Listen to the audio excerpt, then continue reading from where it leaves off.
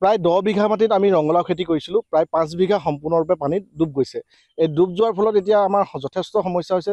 বিশেষকৈ আপোনালোকে দেখিছে ৰঙালাওখিনি আধা কেঁচাকৈ আমি ছিঙিবলগীয়া হৈছে। এই আধা কেঁচাকৈ ছিঙা ৰঙালাওখিনি এতিয়া কোনখন বজাৰত বিকিম তাক লৈ এতিয়া আমি চিন্তিত হৈ পৰিছোঁ। যিহেতু ৰঙালাওখিনি বহুত সোৱাদযুক্ত, এই সোৱাদযুক্ত ৰঙালাওখিনিৰ কাৰণে আমাৰ সমস্যা এইটো হৈছে, আৰু বিভিন্নজনৰ, অকল আমাৰে নহয় বা মোৰে নহয়, বিভিন্ন কৃষকৰ 1/3 কৃষকৰ এই বৰষুণৰ ফলত ৰেমলাৰ প্ৰভাৱত মানে এই নষ্ট হৈছে কৃষি পথাৰ বহুতৰ মানে। আৰু তাৰ পূৰ্বতেও শিলাবৰ বৃষ্টিৰ ফলতো এই কৃষি পথাৰখন নষ্ট হৈছিল, কৃষকসকলৰ পৰিস্থিতি হাহাকাৰ হৈছিল।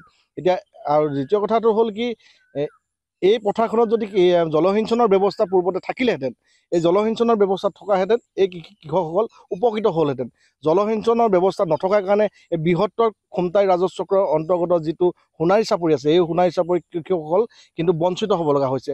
যেতিয়াই কৃষি কৰ্ম কৰে তেতিয়াই ধৰি লওক পানী নাথাকে, আৰু যেতিয়াই বাৰিষা সমাগত এতিয়া পানী বেছি হৈছে, কৃষি কৰিব নোৱাৰে।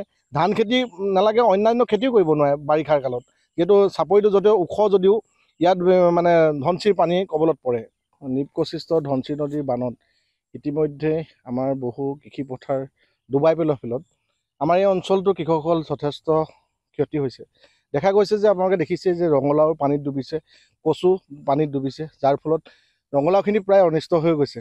যিহেতু পুৰঠ হ'বলৈ সম্পূৰ্ণ বহুত দিন আছিল, পুৰঠ হোৱা নাছিল। সম্পূৰ্ণ পুৰঠ হোৱাহেঁতেন ৰঙালাওখিনি বাচিলেহেঁতেন, কিন্তু এতিয়া পুৰঠ নোহোৱাৰ কাৰণে আধা কেঁচাকৈ দেখিছে আপোনালোকে কেনেকৈ পানীত তিতি আমি মানে ছিঙিবলগীয়া হৈছে। পানীত এবুকুলৈকে পানীত ছিঙিবলগীয়া হৈছে, কিন্তু কিছু নদীৰ সোঁতত উটিও গৈছে। আচলতে এই অঞ্চলটোৰ যথেষ্ট কৃষক, প্ৰায় শতাধিক কৃষক এই বাঢ়নীৰ পানীৰ পৰা ক্ষতিগ্ৰস্ত হৈছে। যদিও 1/3 চাপৰিটো ডুব গৈছে, কিন্তু এই কৃষকসকলে যিখিনি কষ্ট কৰি খেতি কৰিছিলে, ৰবি শস্যৰ খেতি কৰিছিলে, এইখিনি সম্পূৰ্ণৰূপে মানে এতিয়া শেষ হৈ গৈছে। কিমান বিঘা মাটিত আপুনি এই খেতি?